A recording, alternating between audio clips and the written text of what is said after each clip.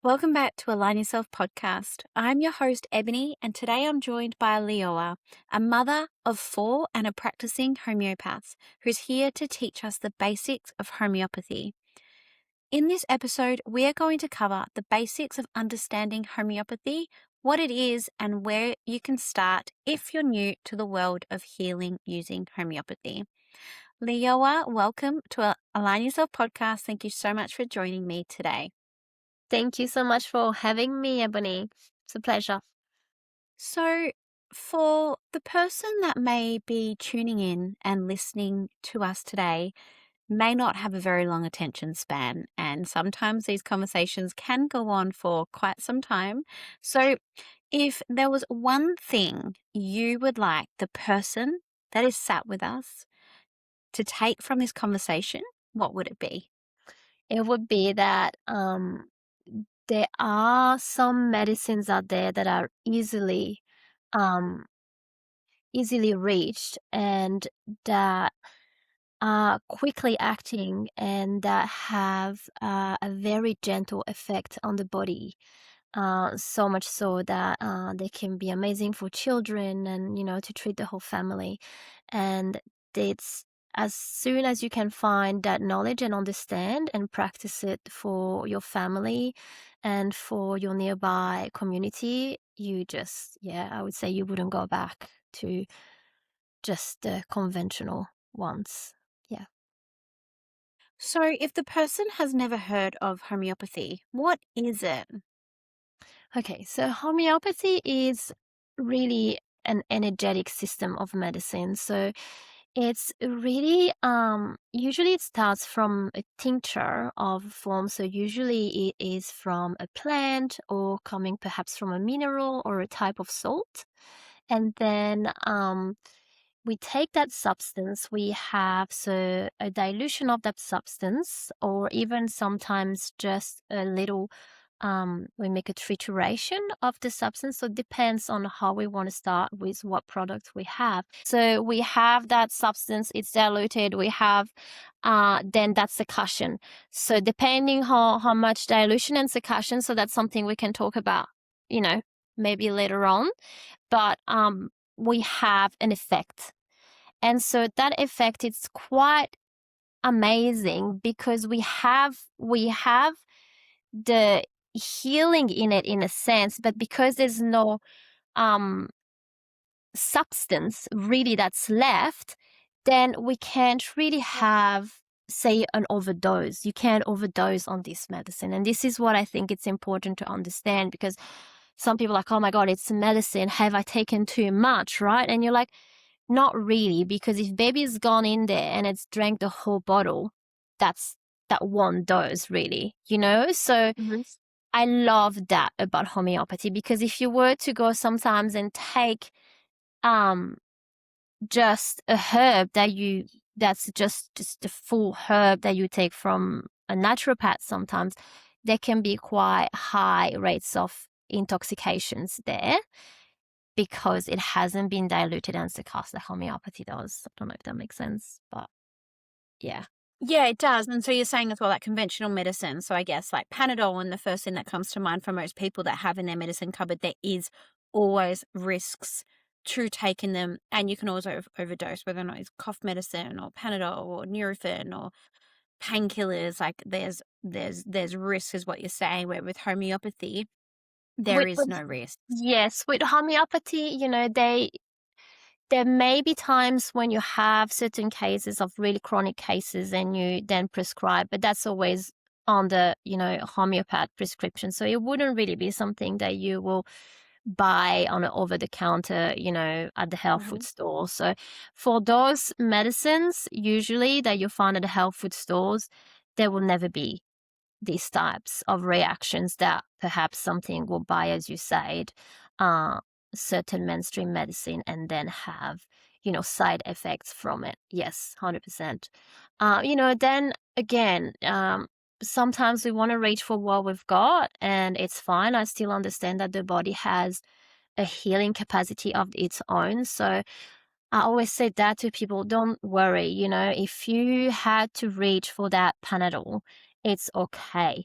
And And this is what I really want people to understand. It's not one versus the other. It's more as well about understanding that there are other choices out there. I really love that you touched on that because I can definitely relate in my own story, feeling like you can definitely go one versus the other, as opposed how can we integrate them both and, reach for the natural remedies to support at times, and in those other times where you can't. And as a mum, there's those moments that you do just want to help them and stop the pain, and the first thing you want to reach for is the Panadol. And I've had those times, had lots of times of that throughout my own parenting journey. So I love that you touched on that. Now, can you take our listeners back to your best understanding of where homeopathy has come from and where it's dated back to? Okay, so, most people would say that it started from a German physician, which was a doctor of the name of Samuel Hahnemann, because he put into practice a dynamic system of medicine since which then worked, right? Which was called then homeopathy. But it really actually, which is amazing, I think it really goes way, way back, like from there's scriptures in like 400 and I don't know 30 BCE, where really you'd see already like Paracelsus, which was a physician of the time, that was really already talking about like cures, like type things, in the way that what can poison you can also heal you. And so I think he was already discovering the fact that if there's a plant that can make you sick to the point of vomiting, then perhaps that plant, if you are, having nauseous and vomiting, perhaps that could help, right? So they already found at the time, with their systems and understanding and their philosophy of it, understanding that actually uh, that's, like the healing is also within the poison in a way, right? And so then there came a few other physicians, people really highly respected, that really were finding ways of healing that weren't, there were different ways. Sometimes you had to stop the pain in a way because to prevent death, perhaps, but there were also ways to actually giving more of that pain in a way, because the like cures like will go against it and then therefore cancel each other out to come back in a state of balance. And then you have Samuel Hahnemann, which was living around the 1800s, and he so formed this system of medicines. And he really started realizing that although the medicine that was the poison, could be that medicine, was healing, it already still had a lot of toxicity in it. And this is where he started diluting his substances and then finding this way of energetic kinetics friction, right? Which perhaps was already there, but we can't really know when it started. But Hahnemann, we have his name, and that's what he set up. Why? Because he was a doctor at the time, and he was all about healing. And at the time, there was a lot of bloodletting and very, very invasive ways of healing people. And there came a point where he couldn't agree anymore with this, right? He was like, I can't believe this is healing your patients. I feel like we actually killing them more than anything. And this is when he stopped medicine, and he went and studied. He knew like about 11 different languages, and he that's where he found those scriptures, and that's where he understood about like cures likes, really. Yeah. And so then he kept evolving and searching and doing more research on homeopathy and potentizations. And then around his later years, it became really popular. He had many people studying alongside him from many places especially in Europe. And, it's interesting as well because then you have the royal family, right? And you had at the time there was a queen there. She was the wife of King Henry, right, in the 1800s, and she was very unwell and couldn't find a cure. So then, her interest in homeopathy sparked, and her healing journey kept on being more amazing, and she was resolved back to health. And so that's when the royal family also took on to being part of homeopathy, really, and started also helping in creating homeopathic hospitals. And, then you have the Queen Elizabeth and then her daughter, and they all had homeopaths prescribing for them, practicing for them, which is quite interesting, right? Because you understand that royal families, they all hold the knowledge, they all hold um, all of the best, right? They all have the best. So if they had homeopathy in their pocket, you'd understand that perhaps there may be something in there that's useful. So, yeah. Yeah, I think that's really good. I also just want to insert a clip here of Melissa, who's one of your mentors and trainers. And I think it's really interesting. I'm going to play it right now. Let's play a game called Did You Know? Did you know that just over 100 years ago, there were over 100 homeopathic hospitals across the US alone? So these hospitals were huge. Some of them had thousands of beds, and they were serviced only with homeopathy and had phenomenal results. Did you know that we also had over 1,000 pharmacies across the US? Did you know that the father of modern medicine, considered to be J.D. Rockefeller, who really got pharmaceutical medicine going, did you know that he had his own private homeopaths, 3 of them that looked after his family? Did you know that J.D. Rockefeller famously said, homeopathy is a progressive and aggressive step in medicine?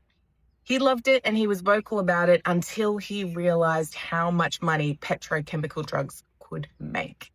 Did you know that in 1855, the AMA, the American Medical Association, actually made it a law in their code of ethics? If you wanted to be an allopathic doctor, if you were a medical physician, completely trained and graduated, if you wanted to practice medicine, they made it illegal for you to even consult with a homeopath on a case. Because you have to think at this time, homeopathy is huge. We're really sitting side on side.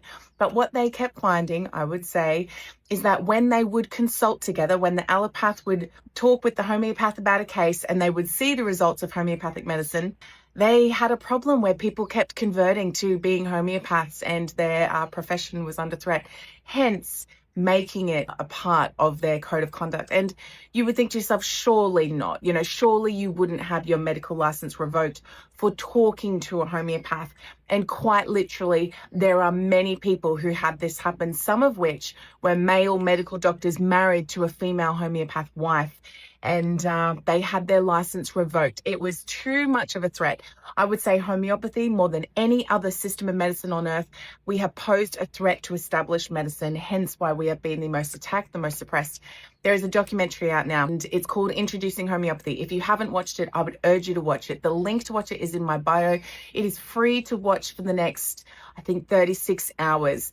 It's a must watch. Tell your friends, tell your family, because when you have an experience with homeopathy, you never go back. It is so much more than just a medicine for the physical body. It is the mind, it is the spirit, it is how the human body was made to function. And it's knowledge that we have had, for over 250 years nearly. It's really coming back right now. So get ahead of the game. If you want to know where the future of medicine is going, absolutely watch the film. Now, something I really loved about this and found super interesting as the Rockefellers, even had a homeopath treating him and his family before he went on to create what we now know as conventional medicine. How crazy is that? And I've heard about the royal family. I've heard all of the royal family just use homeopathy. Isn't that so incredible? It's amazing. And when you see that you have the real heads, on top, the ones that pull the strings, it's quite fascinating to see how how much of a homeopathy had such an outreach, and then all of a sudden it disappeared, right, in many countries. But what's actually quite interesting, if you look at it, is that, in the States and stuff, because there was so much more of the Rockefellers around, it was, I think, quietened up quicker, right? But say in Europe, because you have, I think it was practiced more, as you said, and it was so much bigger. Even if they tried to quiet it down, it's still the roots were still stronger, I would say. And say in France, towards the last years of his life, Hahnemann married a French woman. So his first wife died, and then he married this French woman, right? And then she took on homeopathy because she was much younger than him. And so there is all of these wonderful stories of Melanie and, really opening up these places and still bringing homeopathy along. And to the point, because it was so important at the time, that say in France, homeopathy is only practiced by doctors. So you have to be a doctor to practice homeopathy. And so it's amazing because they would practice, but they would practice with a different understanding because it's still within that medical system. Do you understand? So it's interesting because even if they practice and even if it were recognized, it's under the pharmacy, right? You can't buy homeopathy anywhere else but in the pharmacy, which is quite interesting because then it's only one company that owns homeopathy there, and no one else can really prepare homeopathy, right? So also there, it's interesting because you understand that, yes, it's there, but it's also very controlled. So how much of the homeopathy, how much of the actual results could you truly get if it's really controlled that way, right? So you understand that it's, Insane.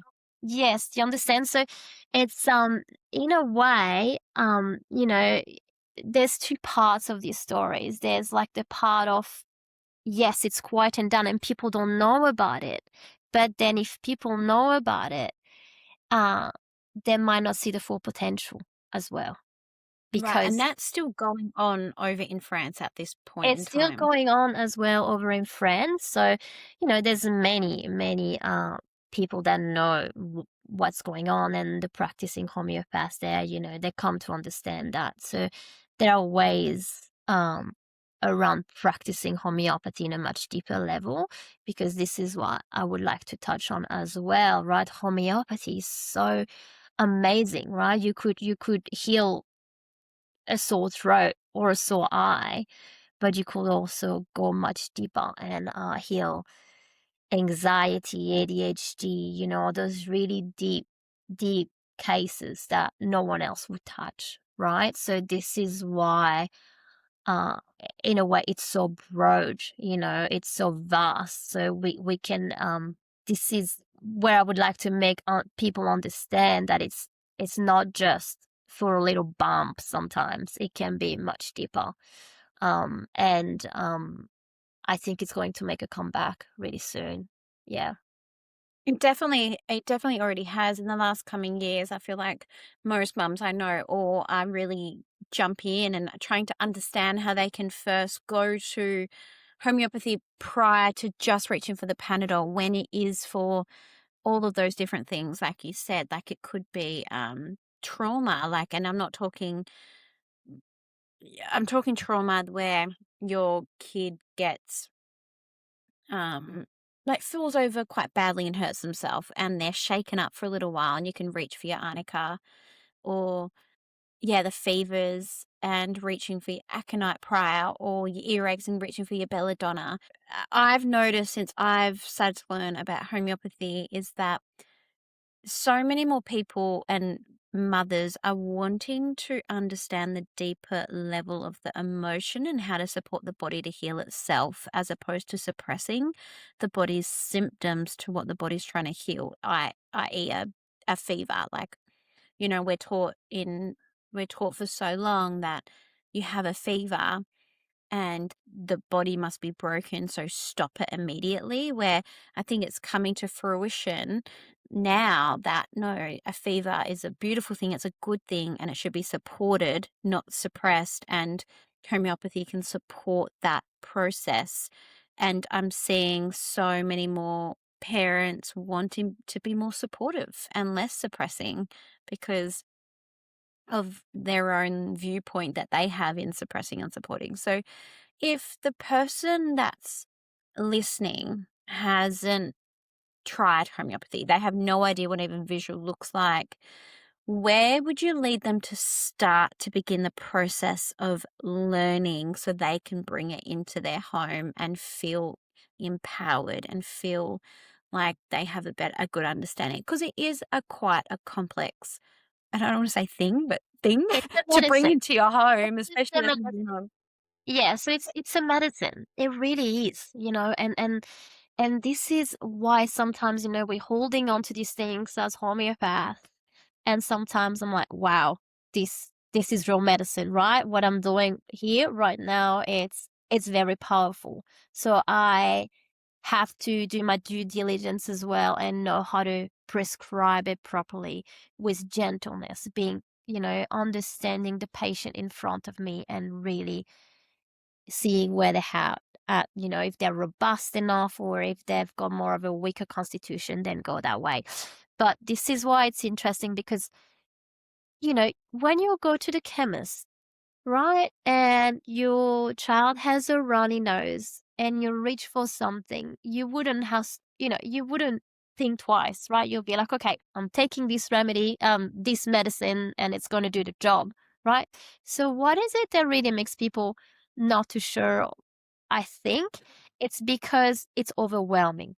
It's because we've got like over 8,000 remedies, you know, and it's so hard sometimes to choose which one, I need. And especially if I'm a mom and I'm just starting, I think I would really recommend perhaps taking a short course and really understanding it that way. Because especially if you are not born in a culture where it's always been there for you or within your awareness, right? I've seen Australians where their mother, since, being born, they knew what homeopathy is. So really there's also that knowledge in Australia was also there. But I think in Europe is so much more common, right? For me anyways, any French mums around, they'll come to me and straight away ask me for a remedy, right? Because there's no need of me explaining what it is. They just know it works. They just need a remedy and they come to tell me what can you do? And I just do it and deliver, right? But in Australia, it's a little bit more of that. We still have to take some time to explain that. And I think the easiest way to do that perhaps would be in taking a short course, like even just half an hour course. There's plenty out there where they really explain to you what it is and how to use it, how to dose it, the perhaps the first 30 remedies to know and have on your back pocket. But also there's plenty of books, easy books with a few remedies in there, and you could read symptoms and match that as well. So really, if you really want to learn about homeopathy, then I think it will be easy now to find the answers.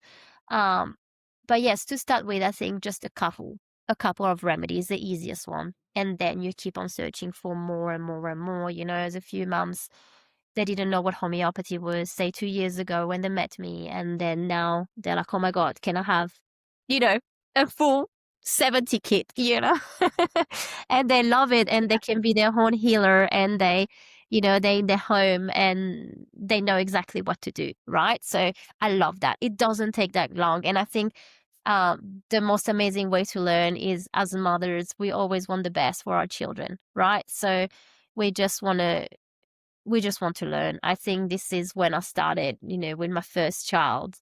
There was no one it was going to stop me in me doing my research and standing there at night and reading everything and what's best, right? That's what we do. So, yeah. Can you help paint a picture of what it looks like and how it works, and perhaps the difference between pilules and liquids, and the different potencies. My understanding is pilules are more known. People would see on my homeopathy, they're like, oh yeah, those little pills, right? And uh, they're just amazing in a way that they're easy to transport, they're easy to travel, and really in the healing sense that there is not much difference with, say, like a dropper, which is, liquid.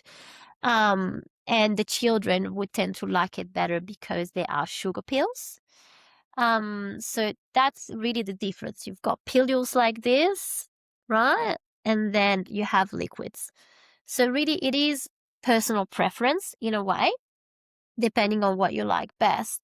And um the dosage, right? Is that what you have?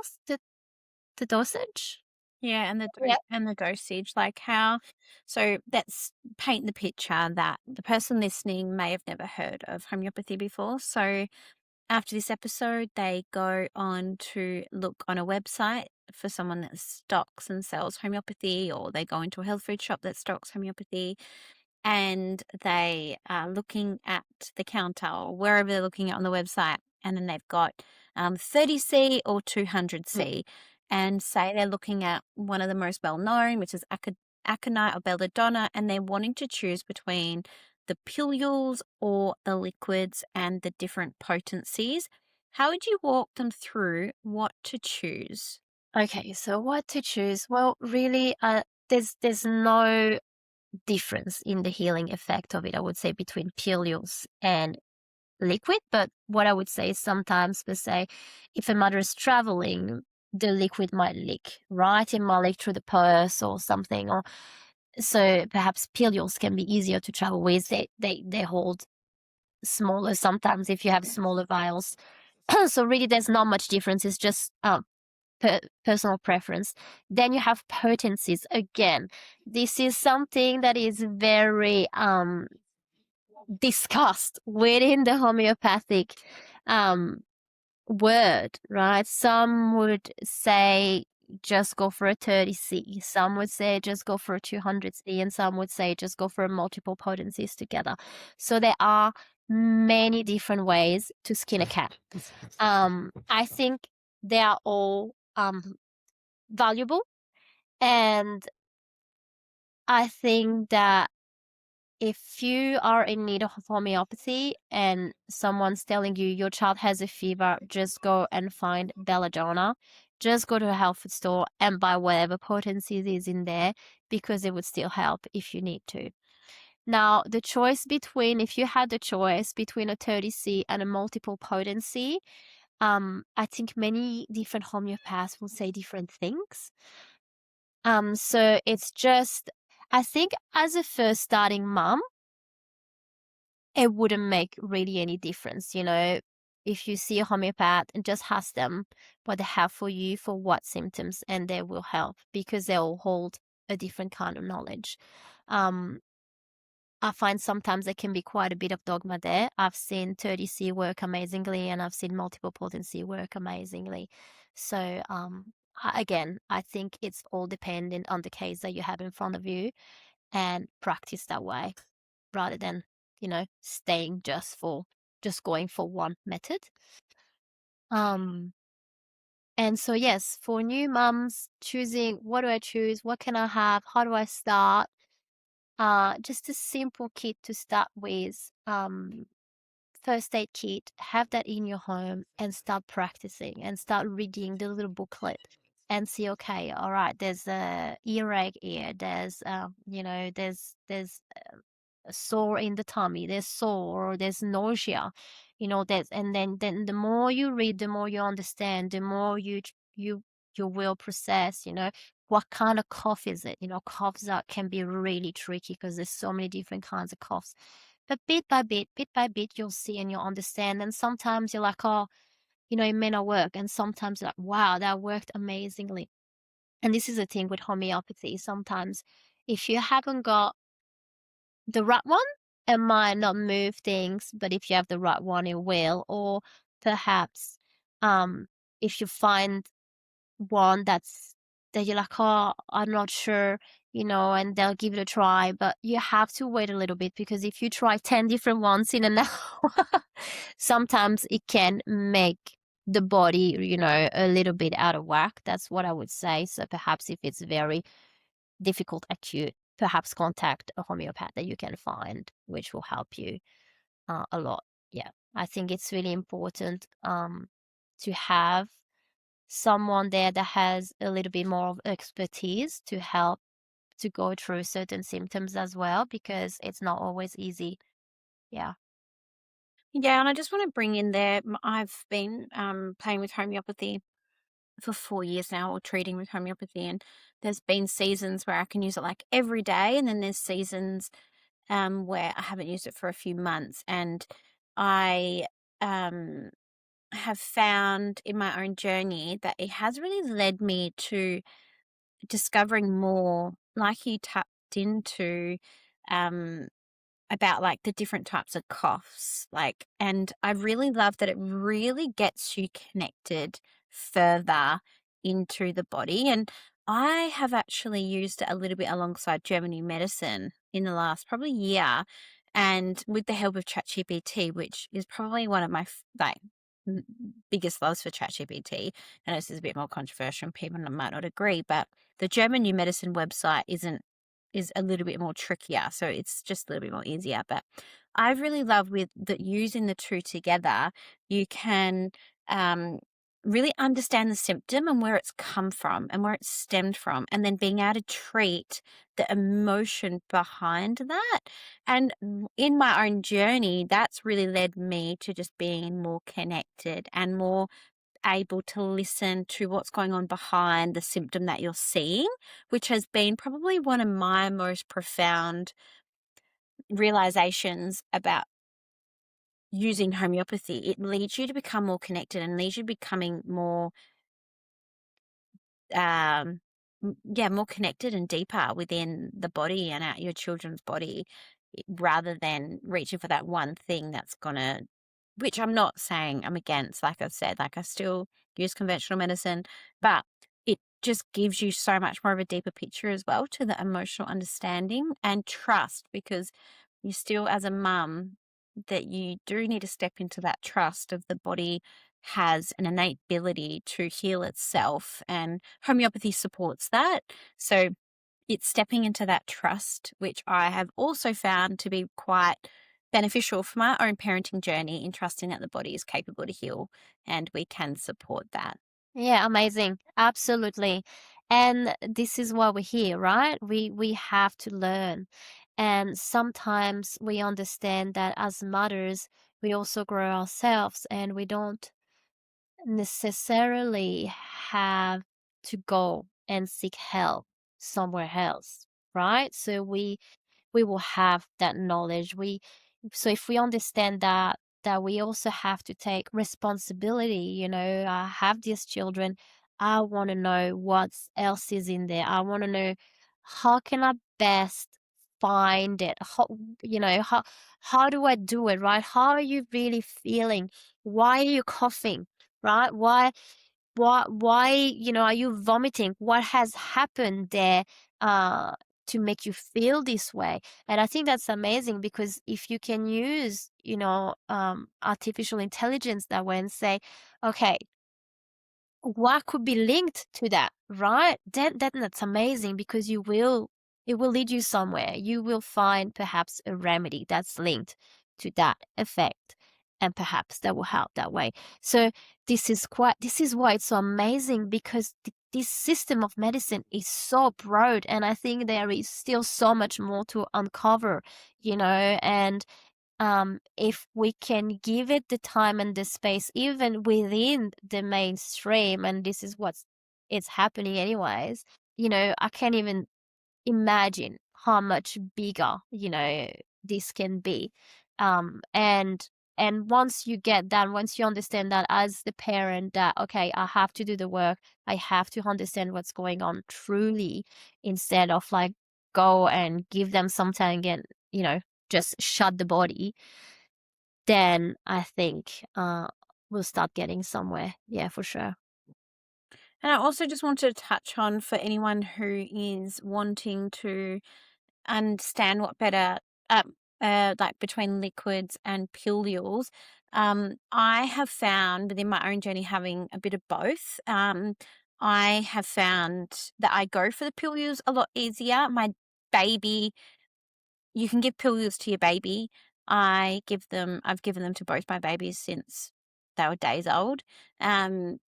And you can support them through birth. Like, you can support them through coming out of birth. You can support yourself coming out of birth. You can support so much. You can support nearly anything and everything that you would usually go to the doctor for and go, what's wrong? You can open up your kit and open up your booklet. Like, I purchased, the first kit I brought was the Eugene's birth support kit with Ziggy. And I didn't actually use it with birth with her because I had actually no understanding of homeopathy, and I did exactly that. I became overwhelmed when I thought about using it for the first time. And then I slowly started to start using it, and I used the pilules, and they were in like this kit, and the little jars were really small, and the little pilules are really, really tiny. So you can just pop them into your baby's mouth or your own mouth, under your tongue, or even into the side, and they just dissolve. And so they're really easy. My eldest daughter, Ziggy, she also loves the spray because I have the Teething Ultra in the spray, where Sage, she doesn't like the spray at all, so she just goes for pilules. But I think get a feel of what your family likes, because that just buy a few or trial a few different things and get a feel what everyone. But the pilules is quite a safe bet. So if you were to recommend a few off the top of your head of your first remedies that is perfect for a family, so family even without kids yet, or pregnant or with kids, what's the first remedies off the top of your head? Can you give me maybe like 5 or 6 that you feel is like the go-to for the most common things that we may need? All right. So let's say there's one that I love. It's one that's called gelsemium. And gelsemium is amazing because it's actually so broad. Some people thought, oh, I thought it was just for that, but actually it's amazing for perhaps being sunburned, perhaps water retention, perhaps if you've been sick for a very long time, but you can't shake it, headaches. So it's a very, very, it's a medicine that's amazing, like for many different ailments. I will always have gelsemium on me. Then there's, the absolute must-have one, arnica. I've seen amazing things with arnica. I've seen like big eggs like that, just like resolving real quick. What is amazing about arnica as well is in a country in Europe, in a European country, they use it. The football players, they take it before they go on a match to prevent from concussions, right? So this is amazing. I always tell people to always have arnica on them, especially people that are prone to perhaps even older age fall down, right? Always have that on you, because even if you're on your way to the hospital, if you like bang, bang, bang, take a couple of doses of arnica, that would really, really help the blood within your body flow, and you would really prevent those terrible effects that you may have, from concussion. I used arnica. If my kids fall over, arnica, run. Like, even my best friend called me a few weeks ago and her daughter had had an accident. She was like, what do I do? I was like, arnica, straight away. Trauma, it's going to just help bring her back. That just chill her out. So I'm probably not using the right terms, guys, but it's just going to chill her out and help with the trauma from it. I also lost a bit of blood after my birth with Sage, and I had arnica straight away, and that stopped the bleed. So arnica also is so good for bleeding, and it's probably one of my favorite. And someone even said to me it's one of the most underrated homeopathy remedies. Like, it's one of those ones to have on hand, because you do reach for it all the time. Well, Cool. So what would be your number 3? number 3, you perhaps, depends what stage you are in, perhaps motherhood, you'd want to have the chamomilla there all the time for teething. That would really help calm the baby down. and just help him with the pain as well. Then leading to that, you could have the pulsatilla. Pulsatilla is also amazing for anything that's kind of watery. They've got the watery eyes. It also really nice with the chamomilla in a way because it's that very clingy baby. I want you, be there with me. So it really helps them settle really just in a beautiful way. So I love the pulsatilla. Thank you for the reminder about Persatilla. I haven't actually used Persatilla in quite some time. I've only actually got it in the really mini one. So if baby is, did you say baby's clingy or is that chamomilla? Well, they're a bit different, so you have to read through it which one would Okay. match best your baby. But I find that they go hand in hand, right? So Mm. this is why sometimes when you have such cases, I also like blends, right? Because perhaps there's a few in there that would be really good for Bob right there in one. And then that the mother is like, okay, I've got it. And so sometimes I also find that easy. For first time prescriber, I tend to realize anyways in what I see, um, most of the moms that I see, they love the blends. They love the blend the best because they can just reach out, right? This one says teething, this one says, pain, this one says gastro, and they reach for that and it helped that way as well. So uh blends I think are amazing. And perhaps if you're starting and you don't want to be too overwhelmed, I'd say perhaps start with blends as well, because then you could start seeing the real what homeopathy can really do, and then you can learn about other remedies and start searching for them too. But I think sometimes having those main blends for what you need, it's also very useful. But then if you want to go for a single remedy, as I say, like aconite. Aconite is sudden onset. So if you're like, oh, coughs just started, okay, just straight away give them aconite, right? If something, I feel a bit off, straight away give the aconite. It's that sudden onset. But right, the aconite doesn't have a long duration of action, so it won't last long. So you would find yourself that you have to repeat the remedy quite often. But it's an amazing one because it would really help alleviate the symptoms. Even if you will get unwell, you'll still feel able to cope a little bit, right? So, yeah, I find it quite amazing if you can catch it real quick, whatever's happening. Aconite is always amazing to have. As a mum, the one that came to mind for me being a mum is sepia. When you're feeling like you're just like overwhelmed or overstimulated as a mum, having sepia in your back pocket, that's one of the ones that some of my mum friends have definitely had to remind me about, and then that they take and have in their back pocket to make sure that if they're just feeling like overwhelmed with motherhood, it helps make you feel like make you more patient and able just to withstand those hard days a lot easier. So can you just walk us through if a mum, okay, so now a mother has gone and got her first kit and she needs the basic understanding of how to use the remedy and how to treat. So let's just put it let's go back to the sudden onset. So let's say their daughter has got, or their child has a sudden onset of a fever and it's just hit. How many doses would we give and how often? And what's the rules around food and eating around giving their first dose? All right, so you've got your first aid kit and your child is starting to be unwell and you see a fever. You can start straight away with the aconite, but also you could go straight for a belladonna as well, right? So you'd have to gauge, if you felt maybe a bit hot perhaps, but you waited a bit longer, I'll go straight for a belladonna. And what would you do? Okay, I've got pilules. If you've got pilules and it's a case of fever, what I really would like to do is put them in my water bottle. Why? Because by putting it in the water bottle, it it will be so much more subtle, but the medicine will still be in there. And we homeopathy, we know that one dose is just that one dose is one dose. So one sip will be that one dose, right? So say you have a 500 ml water bottle, you could put about 3 to 5 pills in there and give it a couple of hard bangs against the palm of your hand, and then give it a sip.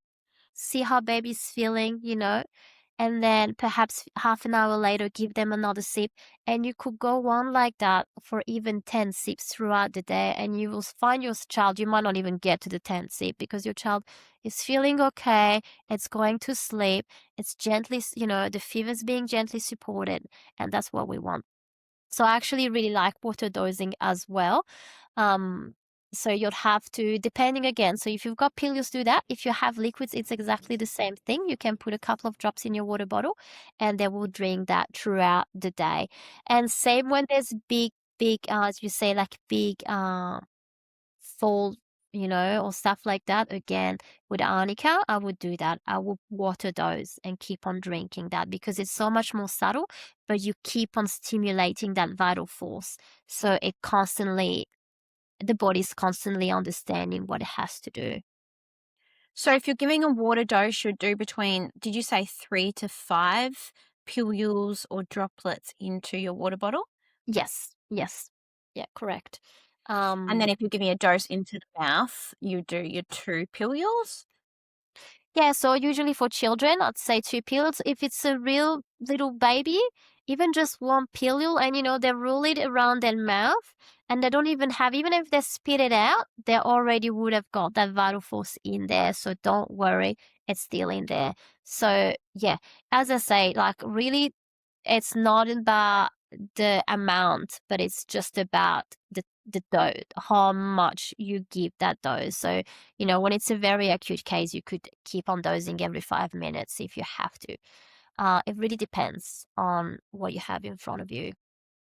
Okay, so the next question I had for you is what's the difference between homeopathy and herbal medicine and like naturopathy? So if somebody was wanting to start going down the alternative medicine route, it's like a parent and there's all these different ways. What would you say is going to be the difference between seeing a naturopath and seeing a homeopath, and what are the differences between the two? All right. So I think the main one, as I was saying before, is more of the substance, right? It really depends on what you want to go for. Sometimes more doesn't necessarily means best, right? So I think most of the naturopaths or the people that I have met seeing naturopaths, they go home with all these supplements, and that's what they have to take depending on what illness or disease they have, right? Uh, um, and I think naturopathy is much more on. I guess there's much more understanding. Like I need to go see a naturopath where you will hear that more often. It's much more accepted. Um, Whereas homeopathy, it's more subtle, right? It's more of finding that medicine. It's not really looking, if you see a homeopath, you're not really looking at, say, thyroid issues and giving them a medicine for the thyroid. You're mostly gonna look at the whole person of why she's feeling the way she's feeling. Perhaps there's a bit of emotional trauma in there. Perhaps, I've never been well since I've had my first baby.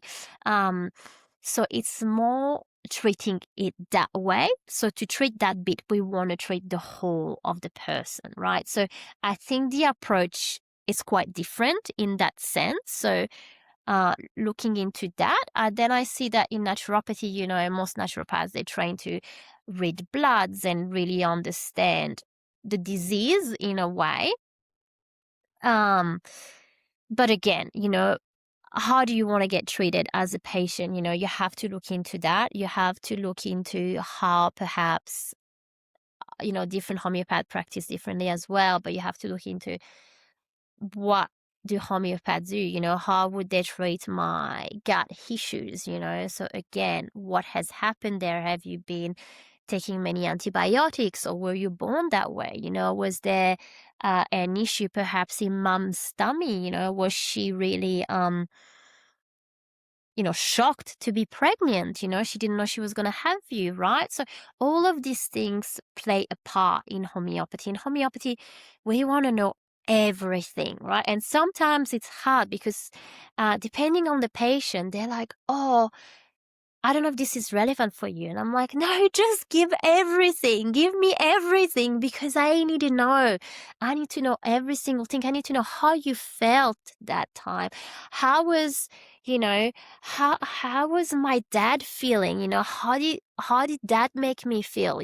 So by looking at that, by looking at how you felt, by looking at how I was when I birthed the baby, then I'm like, okay, you felt this way. And that's what I'm looking at instead of perhaps treating the depression, right? Um, so it is definitely something that is more gentle. It might take a while sometimes, depending on the layers that we have to work through. It might take longer to get there. But then again, I've seen really quick, resolving cases that, people that have seen the naturopath that have had this issue, but nothing was really resolving. And then with 8 weeks, on a couple of remedies, then there was no more of that issue.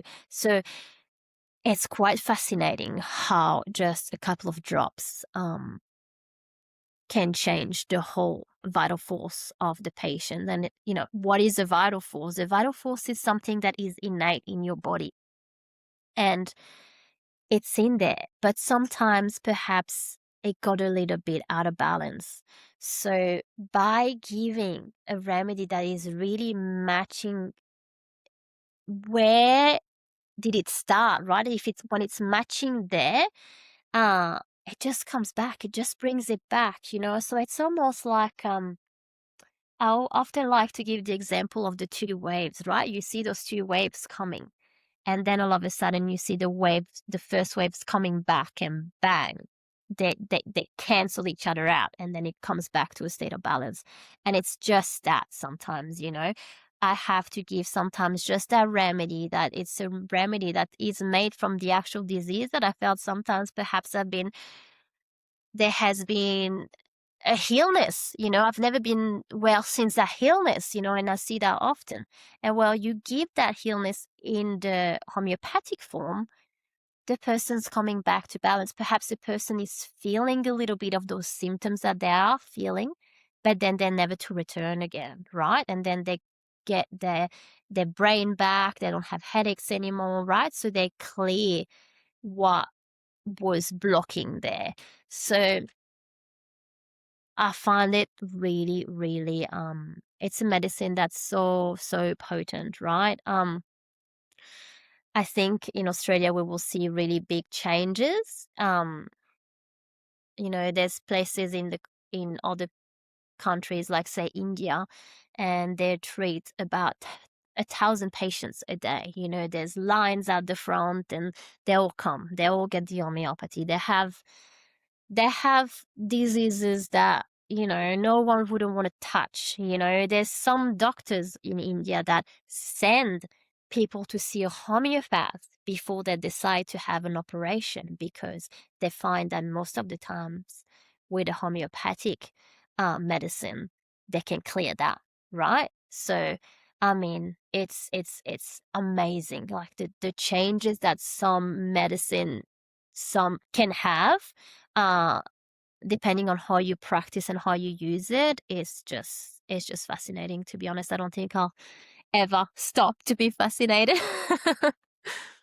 I have heard such miracles of homeopathy since I've also been introduced to the world of homeopathy. And I just want to touch on something that you said prior, because I know that there's still going to be somebody that's listening to this.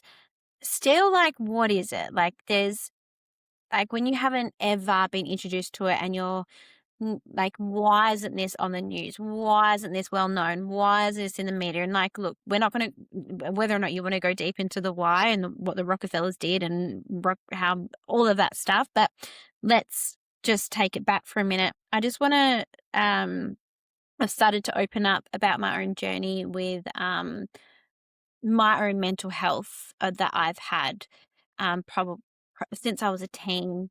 And I'm just going to only surface over that as lightly as possible. But I just wanted to share the two differences between booking in to see a doctor to go and discuss your mental health, and that's just label, or even that's just labeled the ADHD, to going and seeing a homeopath, because I've done both. So a doctor will, you'll say, oh, I've been feeling down, or I've been feeling depressed, or I've felt like I've not wanted to be here. All of these conversations I have had with doctors before.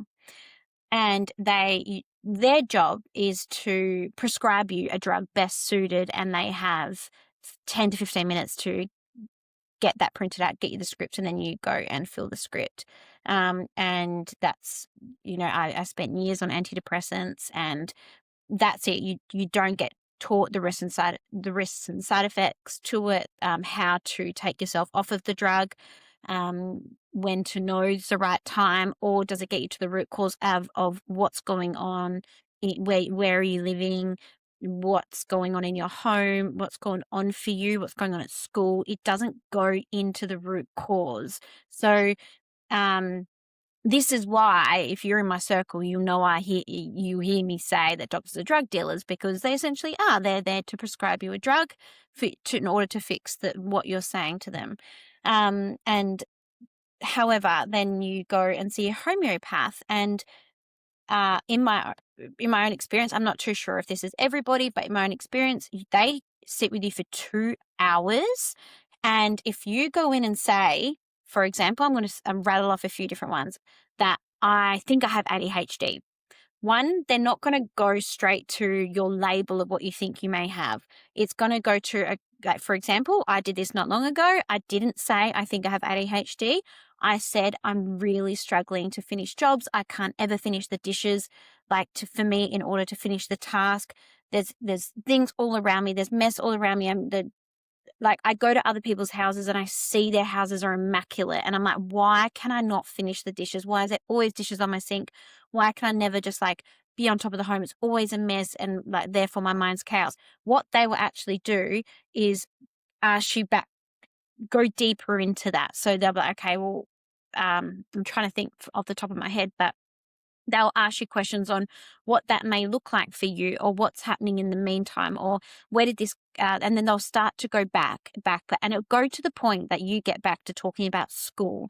You get to talking about relationships at school. How did that make you feel? And work, and what was going on for you at that time. And they go so far back. And then you might bring up something, like you said, that you may not think is irrelevant to them, but it's so that they'll be like, okay, cool. Where is everybody in this picture? How did this make you feel?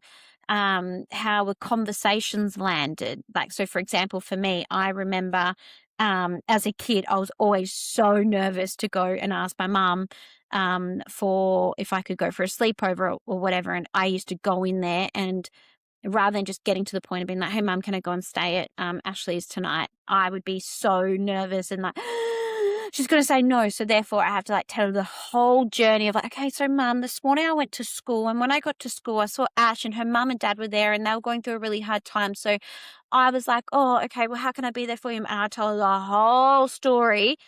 And then she'd end up being like, just get to the point. And so I've built up this thing throughout my whole life where, for me, just to get to the point is I find it really hard. I can't just get to the question. I have to tell the whole story. And when I was telling the homeopath that, she was like, okay, so when we're asking your mum that question, how did it make you feel? And I was like, and I can still feel it in my body. I have to, because otherwise she's going to say no. And but she doesn't get it. And then, she's going to say, but why? And I'm like, well, okay, then I'll go back and I'll say why, but then why again? And if I was butted into, and it was I'd be like, okay, well, I have to go back and say my whole why before. So therefore, when she finally gets to the answer, she's got the whole knowledge of the whole storyline. So therefore I felt nervous. I felt like she was going to butt in and say no or why or blah. So I'd be nervous. So I've carried that on my whole life. But she would go, but how did you feel? And I'd be like, oh, I need to make sure and so this is where I've built up this over explanation. So she was like, okay, let's go into that. And she'll go further behind and further behind and further behind. And I was like, oh my gosh, like, so they get to where you stem from of how you become and who you're going to be. Because in all of these little conversations that when you're a kid, if you've got a parent that may be hypercritical, or you might have a parent that was really strict, or you have a parent that was really controlling and never let you have a say and never valued your opinion, or never valued your word, or never like trusted your word, and therefore you became a liar because you felt I need to lie because I'm never going to get what I want because I've got no freedom, or there's no autonomy or over my body. Like, these all little things that stem from your home, and not just your home, but also your school. Like, I had a really abusive relationship from one of my first relationships in high school, and that trying to heal through that, if I were to go to a doctor and say, oh, I'm insecure, I've just met, when I met my husband, I was 21 and I was so insecure. I was so deeply insecure. And I remember going to doctors throughout those years before I got to natural alternative medicine. And, it's like, okay, you've got anxiety, let's give you a pill. And so I was taking all of these medications, and I won't even go into the side effects they all have, and then, trying to get off of them. But what homeopathy would do they would go, okay, well, what made you feel? And it would take you back to that time as a teenager that has stemmed your viewpoint on what a relationship looks like. Like, he was always cheating on me. He was always messaging other girls. He was always really abusive to me. He hurt me a lot. He used to strangle me a lot. And so therefore I built up this viewpoint, and that was the forefront. So what a homeopath would done is go and find your root cause and why you've stemmed, because every day we are learning what's going on in the world. When we cross the road, we learn, okay, how to cross properly. We learn about and all these little micro moments that are so valuable throughout our life and shape you to the person that you are. And I'm not here to bag out doctors, and I still like I'll still go to a doctor. I'm not saying this, but what I'm saying is I just want to have someone to have a really good picture and understanding as to the two different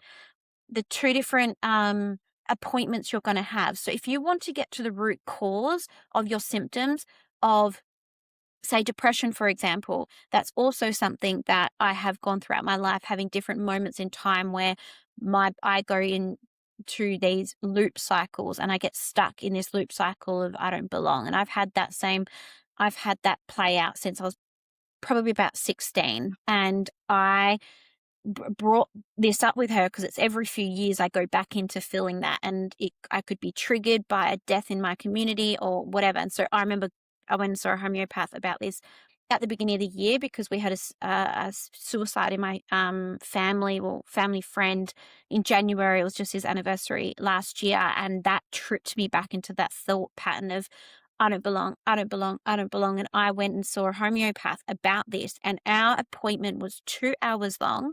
And she didn't just go, right, like, it doesn't make me feel you're broken, and it takes you back and okay, something's triggered you, and it's a thought pattern and a process, but then they walk you back into like, okay, where did this stem from? Because we need to heal that. We need to heal when you're a teenager and you were told constantly that and made to feel that you're an inconvenience to a person that you find that you may have loved life. So the homeopath will take you back and they'll heal that, as opposed to, say, if I went to the doctor and, I went to a doctor longer. I took Sage to get a tick out of her head. Like, that's going to be more quicker and a bit more like, okay, yeah, cool, we're getting a tick out. I'm going to go to a doctor. However, a doctor, if you were to go and say, okay, my daughter or myself, I'm feeling really down, I can't shake it, you will get prescribed a drug. And so I just wanted to paint a picture. And also I want to add in ADHD, because I also brought up to her about me not being able to feeling like I'm not being able to finish tasks. And I was watching reels on Instagram, and, ADHD is a huge topic right now. Everybody's labeling themselves with ADHD. Everyone's diagnosing themselves with ADHD. And I was starting to let my mind fall into the thought process of, I think I have it. And so I was like, right, like, I'm going to talk to this homeopath about it. This is my symptoms. This is what I'm doing every day. And this is why. After these 2 hours, she was able to provide me a remedy to go back into when those conversations occurred, that my brain would be like the fight for my life. Like the trigger points. And I know in my body right now, when I talk about it, I can feel it. I can feel what's happening when I'm like, it's like I'm running for my life inside my brain. And she could take me back there, and we could go into the why. And the droplet, she's given me droplets, and the droplet she's given me, I've had a friend walk into my house the other day, and look, I've taken Ritalin, I've taken antidepressants, I've taken anti-anxiety meds, I've gone on all of that. I've tried it all. I needed it. I was at my wit's end of life at numerous points in my last 10 years that I've had to. What I've found since going to a homeopath and going to the root cause and going back and them asking those deeper questions, because like you said, they ask questions and they take you to places that you didn't even know existed, and you forget, but it goes to that feeling of how did that make you feel? And you can go, oh, well, I felt like I had to over explain, or I had to feel like I had to rush what I was saying because I didn't feel listened to. So therefore I was like trying to get all the information out as quick as I can because no one's ever listening to me because everyone's cutting me off and blah, blah, blah, blah, blah. As you can tell, those experiences really shaped who I am today as a teenager, as a child, as being in a critical place where I was always told I was dramatic, or always told I was sensitive, or always told this. What I'm taking now has literally cleared that for me. And I have had a friend walk through my house the other day. She came in and she walks in, just dropped her bag and goes, whoa, what's going on here? Because she's not just she's a friend that comes over all the time. So she walks in and the kettle's always just on, and she's just always walking in where I don't give a shit if the house is a mess or whatever, And she was like, what's going on? And looked around. There's no dishes in the sink. There's no dishes on the side of my thingamabob. There's no laundry all over the table. The cushions are all neat. And I've got 2 kids who throughout the day I don't clean up after. Sorry, I do. We clean up after we go, after activities and stuff. But the everything was neat. And I literally just said to her, I was like, I'm taking a remedy that, since I've been consistent with, has just reshaped the way I am at home, and I'm able to finish tasks. So I just wanted to really excitingly and passionately and with so much love share to anyone listening who just wants to hear that difference between masking a symptom and getting to the root cause of Yeah, anything you're going through. of certain events, and because fear-based medicine, it's not helpful, right? So sometimes we just like, oh my God, I need to get something because I can't keep doing this. And then there's all that fear around it. I'm so scared to be who I am type thing, right? Sometimes this is why it's hard. And also, as you said, you go and see a doctor and, what is it, like 7 minutes per client, per patient, right? How do you even understand the person? Did you even look at me in the eye? Right? So it's very different. It's a very different approach. And sometimes people, they just feel already 50% better by talking to someone, by just, you know, being listened to, really seeing that, oh my God, like someone actually cares. Like someone is actually there to help me, to support me. And by then, if I have someone coming in my house, like a local coming in, and they come and sit on the couch, and all right, and I'll just give them a remedy. I love just having them take a couple of drops right here in front of me. And sometimes I'm like, wow, just their whole face has changed, right? It's amazing to just watch how the vibration just of the person, it's just like, and it's the whole body shifting back. So sometimes it might take a while if there's really strong deep layers. Sometimes like, oh, it's not doing anything for me and it's already been a month, right? But I would say just keep going, because, and for me as well, sometimes I would give a remedy and there's the patient is unpatient, right? And after 4 weeks they're texting me and they're like, I'm still really depressive, and then I'll be like, oh my god, banging my head against the wall. I'm like, oh my god, have I given the right one? Because you really want the person to be better. And then by the time you come with certain differentials of what else could I give them, then they text you and they're like, oh my God, I'm feeling so much better. So sometimes it takes patience, because I noticed that as much as it can be instant, the change can be instant, because it's the vibration that is just changing my whole um energetic imprint, is bringing me back. Because it's really, we are in a physical reality here, it's solid, it might take some time to bring that energy, that change back. So I think it's important as well to understand that. And, sometimes letting those emotions come back, because, when people are like, oh, I've dreamt about such and such, and I'm like, wow, okay, you are really moving forward, right? Or some people are like, oh my God, I've broke out in a rash and I've got herpes down there. And I'm like, it's okay, it's amazing, you're clearing out that layer, it's never to return. And usually, then they're like, oh, all my hormonal issues have gone. It's quite amazing, the profound changes that you can see with homeopathy. But again, there's different ways to skin a cat. As you said, you had this amazing consultation, for 2 hours. But sometimes there's certain places around the world that use homeopathy a lot, right? And they don't have the time. It's like queues of people all day long, right? So they have to come with certain protocols as well. And this is why I just love everything. I'm not against anything. I wouldn't say this is bad or this is worse than the other, because it's always a balance. There's always a need for many different things. And so, you see these practitioners is like lines of people, and they prescribe on the spot, in 20 minutes. Yes, it's still more than as you say, the normal doctor here.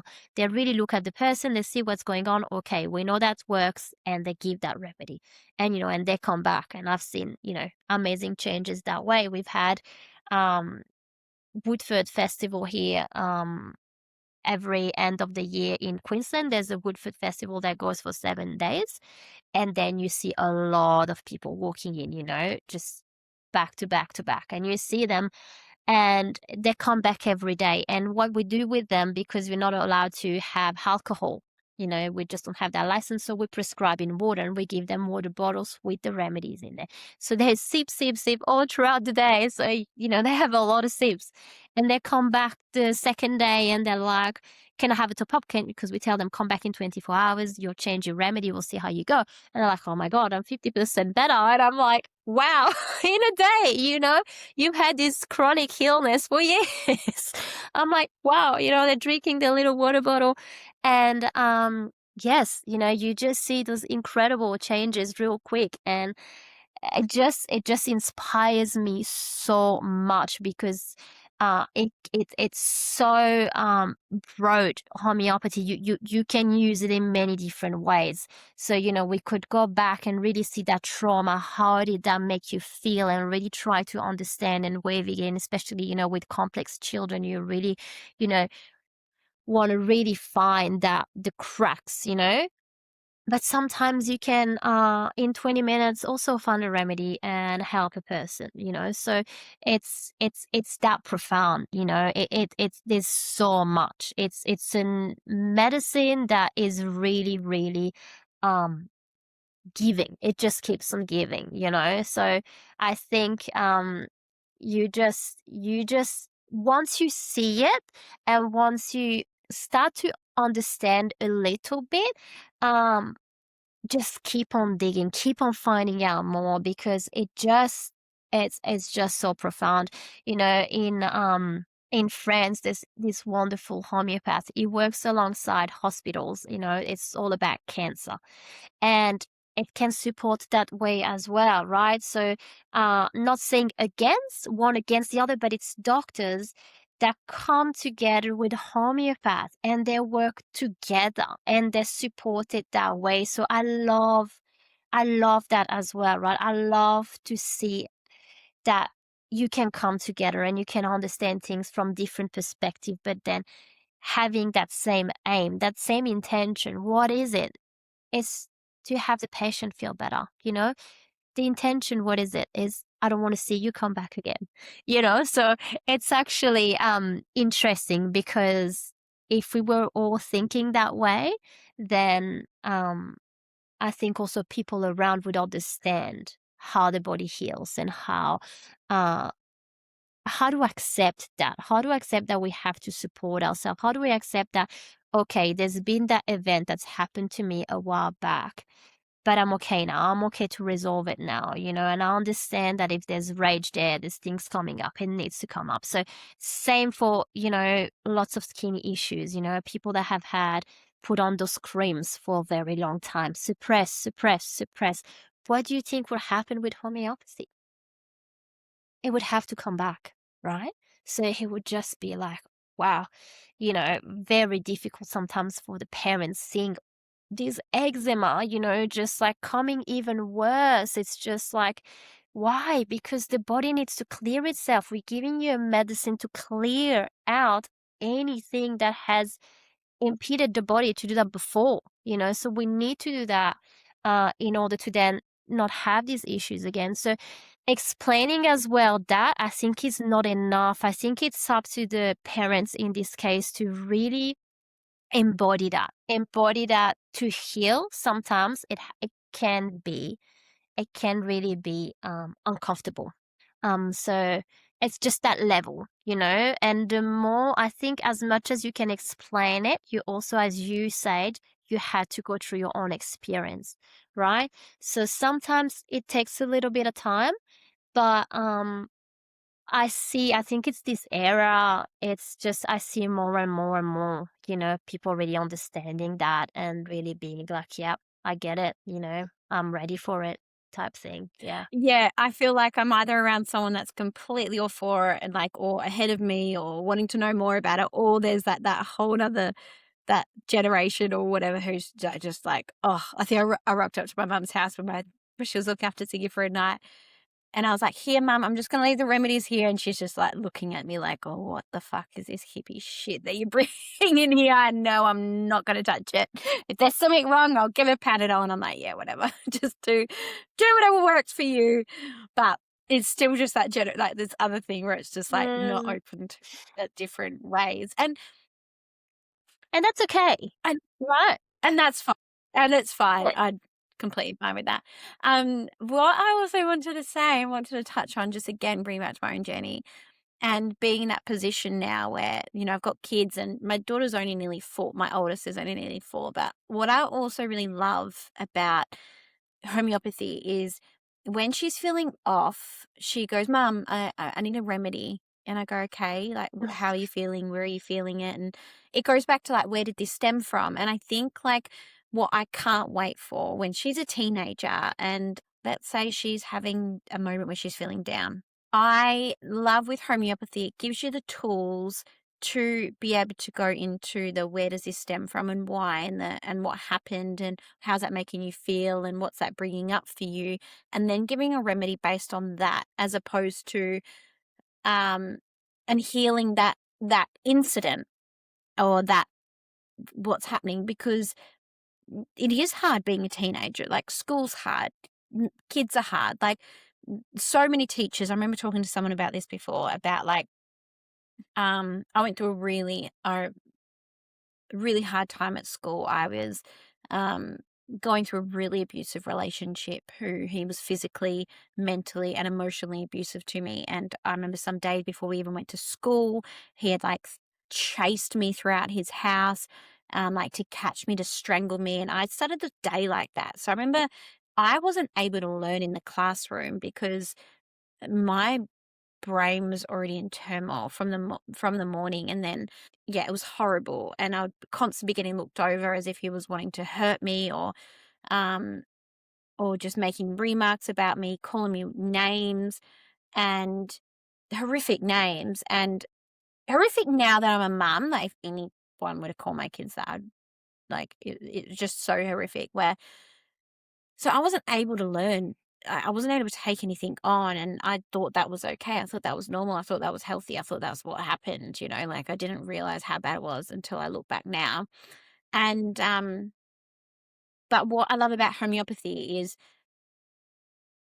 God forbid my daughter's ever in that position. As a teacher, no one realizes, like, school's very a much more a socialization place than it is an educational place. And what those teachers never realize is that how much I was struggling to learn, not based, like, a lot of it was based on what was actually going on around me that they had no idea of. Like, kids are clever. Kids know how to do things under adults, behind adults' back, or whatever. And I feel like I going in with homeopathy and knowing it and knowing how to support and go deeper and be more connected to my kids and be able to ask them questions that leads them to all of these things that may go on at school or in their lives, especially with social media now and especially with phones. I feel so much more equipped to be more connected to them and make them feel like someone's got their back and someone's got their best interests at heart. Where I never had known homeopathy until a few years ago, where you just go to the doctor and you just get given antidepressants because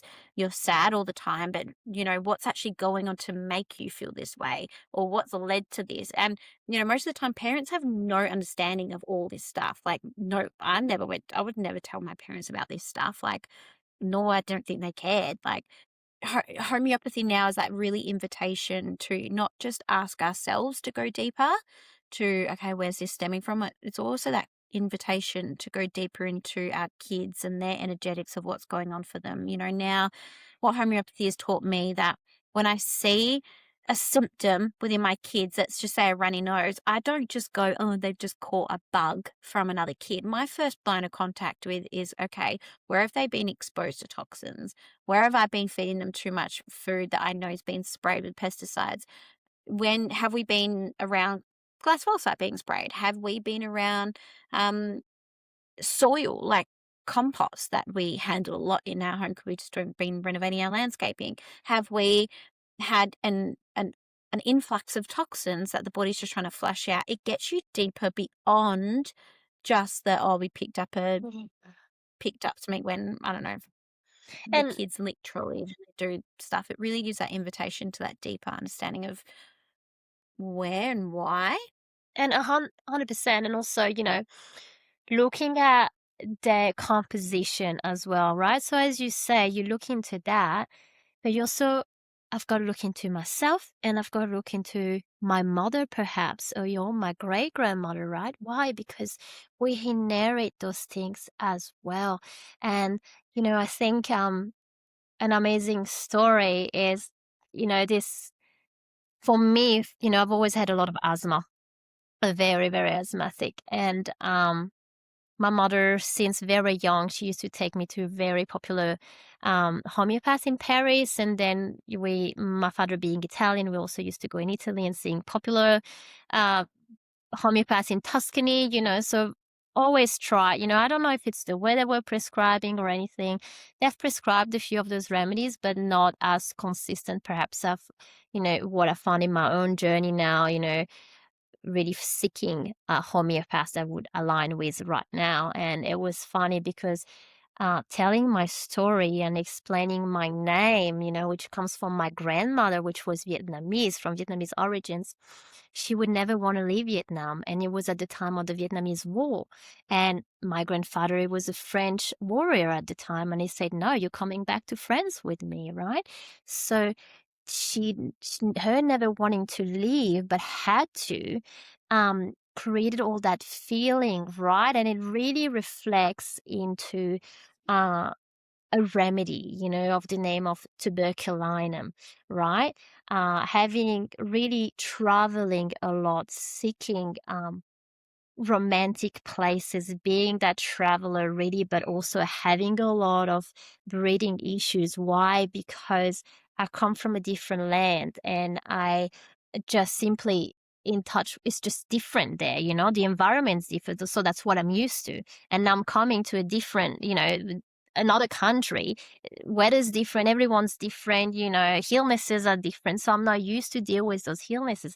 So you understand that genetic imprint there, it's still there, even if I've not my grandmother, I've inherited a lot from her, right? So by me taking that remedy that she perhaps needed, I'm feel so much better, right? So it's actually fascinating as well how sometimes to treat the patient, you actually have to treat the grandmother of the patient. So I really love that sometimes. I love to dig into the history of the child, because sometimes, and even the mother, sometimes you really find yourself that you have to treat the mother before treating the child. Because why? Because they are that projection of the parent.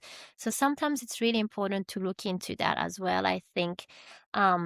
Simply because we are a projection, so as you said, it's just looking into, go deeper, really understanding the field as well, what's going on around you, who as well is who you are frequenting, who's a if my grandfather was so angry, and so controlling and abusing, perhaps I have inherited of that. Perhaps, and there are those remedies that are really giving those illnesses that are not even around us now, but because they were at the time, by us taking on those remedies, they're just clear. That's just clear those imprints. It's just fascinating. There's no other medicine that I know of that does this, right? So um the more you can really, that's what I would love to say. It's like the more you can really have an open mind, an open heart,